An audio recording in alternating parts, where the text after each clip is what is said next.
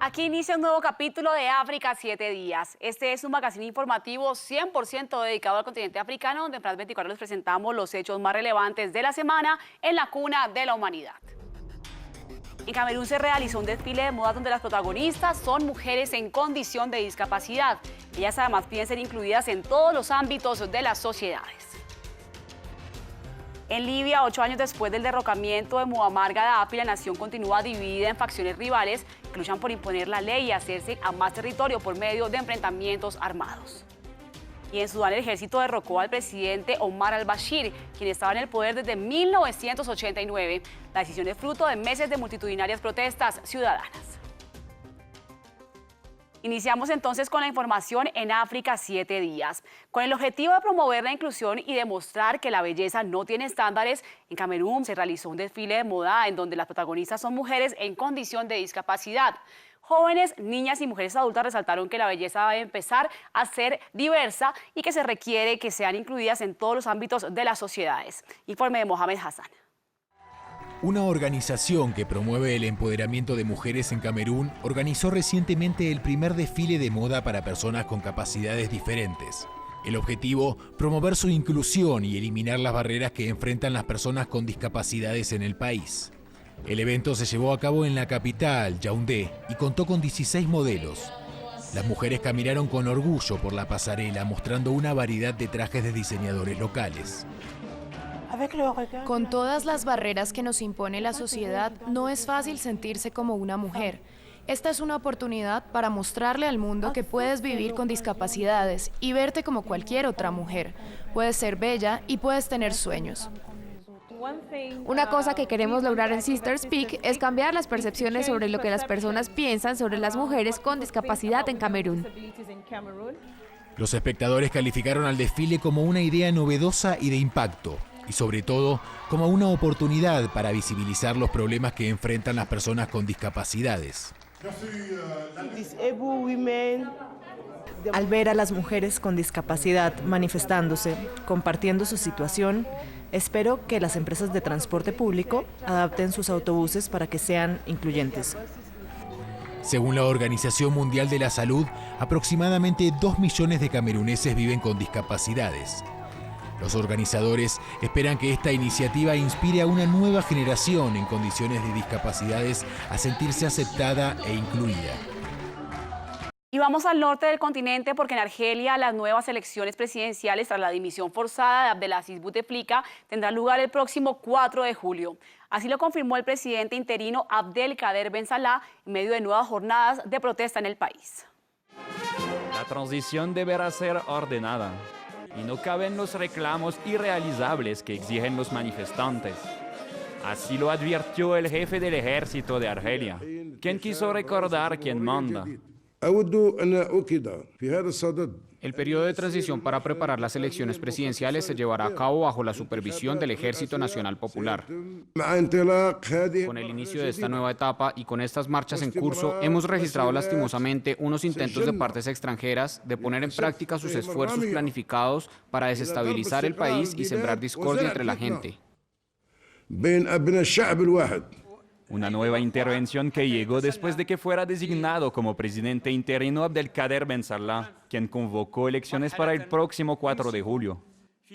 Pero en las calles, los manifestantes se quedaron antojados de más cambios, empezando por renovar los que lideran la transición. Les estamos pidiendo a todos que se vayan. Estamos cansados de ellos. Ellos no quieren aceptarlo. Primero, queremos que Ben Salah se vaya y que se lleve todo el sistema con él. Todo el sistema, sans excepción. Sans excepción. Queremos un comité independiente elegido por los argelinos para manejar este periodo transicional y preparar una elección presidencial libre y democrática. Un escrutinio libre fue lo que prometió el mandatario encargado, un hombre muy próximo al expresidente Bouteflika. Por eso, poca confianza les inspiran a los argelinos los anuncios provenientes de los que gobiernan al país desde la independencia. Pasamos ahora a Libia, donde 8 años después del derrocamiento de Muammar Gaddafi, la nación continúa dividida en dos facciones rivales que luchan por imponer la ley y hacerse con más territorio en medio de los enfrentamientos armados. El siguiente es un informe donde hacemos una recopilación de los hechos ocurridos en este país petrolero desde la caída de Gaddafi. Puede que solo sea un gran agujero en el suelo en el aeropuerto de Trípoli, pero es otra importante muestra de los amargos efectos colaterales que aún deja la primavera árabe en Libia. Lograr la paz y forjar una democracia estable ha resultado ser problemático desde la caída del exdictador Muammar Gaddafi a manos de las fuerzas rebeldes en octubre de 2011. La muerte del hombre que controló el país rico en petróleo durante 42 años provocó celebraciones de júbilo, pero también creó un vacío de poder peligroso. Tras la caída del régimen, el Consejo Nacional de Transición llamó a elecciones 8 meses después. Esa votación resultó en el traslado de un poder débil al Congreso Nacional General, que recibió un mandato de 18 meses para crear una constitución democrática. Las tensiones hirvieron a fuego lento y apareció la violencia esporádica, pero la fragmentación de la nación se consolidó en 2014. En mayo de ese año, el Ejército Nacional de Libia, liderado por el general de Gaddafi, Khalifa Haftar, comenzó a atacar a los grupos militantes islamistas en Benghazi y también intentó tomarse el parlamento. Las elecciones redibujaron el mapa político. La Cámara de Representantes tomó el poder en Tobuk y un revoltijo de líderes para formar una administración rival en Trípoli. Meses de conflicto perjudicaron a la población civil y la situación empeoró cuando el grupo de Estado Islámico aprovechó el caos para hacer avances territoriales. Un rayo de esperanza apareció en 2016, cuando las largas conversaciones dieron como resultado que grupos políticos rivales formaran la unidad de gobierno de Acuerdo Nacional, liderada por Fayez Sarraj, respaldado por la ONU. Pero también en septiembre del año pasado, ese mismo gobierno encendió las alarmas, ya que estallaron enfrentamientos en los disturbios del sur de Trípoli entre grupos de milicias rivales. Y ahora que ya se han enterrado los muertos en el más reciente intento de Haftar y su Ejército Nacional de Libia por tomarse la ciudad, Naciones Unidas hace un llamado a las partes en conflicto para evitar más violencia sin sentido y derramamiento de sangre. Y la noticia de la semana está en Sudán, donde el ejército derrocó al presidente Omar al-Bashir, quien estaba en el poder desde 1989. La decisión es fruto de meses de multitudinarias protestas ciudadanas. Las Fuerzas Armadas emitieron un comunicado en el que explican en la hoja de ruta para esta nación africana que comienza con la conformación de un gobierno de transición por 2 años. A al-Bashir un golpe de Estado lo llevó al poder y otro lo derrocó 30 años después. Mucho antes de conocer esta noticia, los manifestantes celebraban en las calles de Jartum. Como ministro de Defensa declaró la caída del régimen y la ubicación de su líder en un lugar seguro después de su arresto. Tras el anuncio, el ejército comunicó una serie de medidas en el país. Consejo de Transición Militar a cargo por un periodo de 2 años, estado de emergencia por 3 meses. Un alto el fuego en todo el país, suspensión de la Constitución, toque de queda nocturno, espacio aéreo cerrado por 24 horas, fronteras cerradas hasta nuevo aviso. Las Fuerzas Armadas también informaron que liberarían a todos los presos políticos para facilitar una transición pacífica del poder. Pero a pesar de la alegría, los manifestantes les exigen a los militares un gobierno de transición de carácter civil. No puede haber otro régimen. Al-Bashir es un líder sediento de sangre y es buscado, y nos trae otro régimen. Esto es completamente inaceptable, nos mantendremos en las calles. Los expertos explican por qué los sudaneses no quieren más un gobierno militar en el poder. Esta es una revolución popular que empujó al ejército a intervenir, y la gente no quiere sentirse robada. Así que pienso que ahora están presionando para que exista un equipo de negociación conjunto con los militares, no un equipo gobernante, no un consejo gobernante. Las protestas iniciaron desde que el gobierno de al-Bashir triplicó el precio del pan el pasado diciembre, pero desde hace unas semanas se intensificaron. Los manifestantes se acercaron a los militares en su afán de persuadirlos por deponer al presidente y cumplieron. De momento se desconoce cuál será la suerte de al-Bashir, el primer jefe de Estado en ejercicio en ser acusado por la Corte Penal Internacional por crímenes de guerra. Las protestas en Sudán comenzaron en diciembre del 2018 debido a un alza en los precios del pan. 4 meses después se han convertido en manifestaciones masivas en todo el país pidiendo la salida del presidente Omar al-Bashir, que gobernaba el país desde hace 30 años. Los grupos de derechos humanos dicen que unas 50 personas han perdido la vida desde el inicio de las protestas. Los manifestantes salieron primero a las calles el 19 de diciembre enojados por la decisión del gobierno de triplicar el precio del pan. Un día después, las protestas se extendieron a Jartum y otras ciudades pidiendo la caída del régimen de Omar al-Bashir.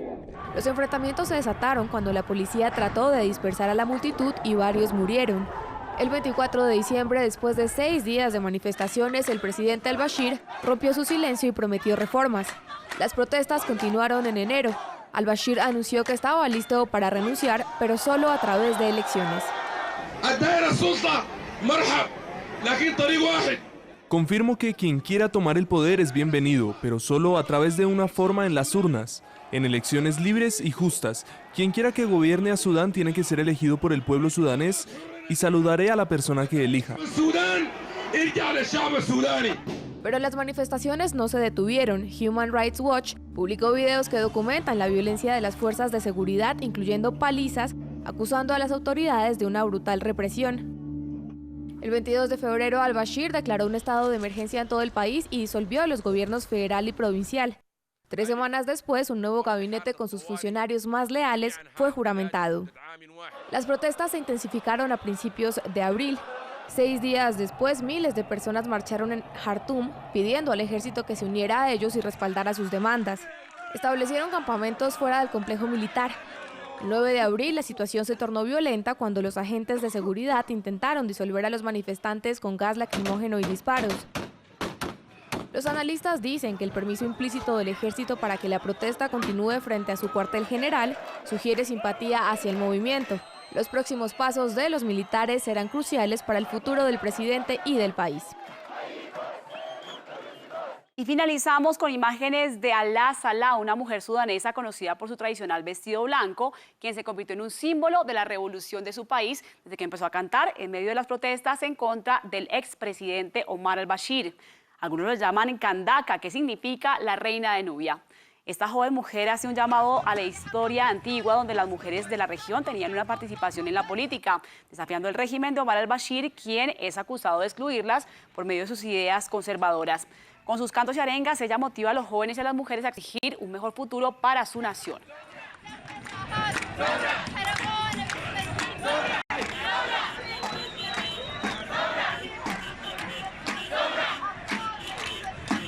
Y así finalizamos este capítulo de África 7 días, pero recuerden que ustedes pueden ampliar la información en nuestra página web france24.com y por supuesto continuar con más información de América Latina y el mundo aquí en France 24.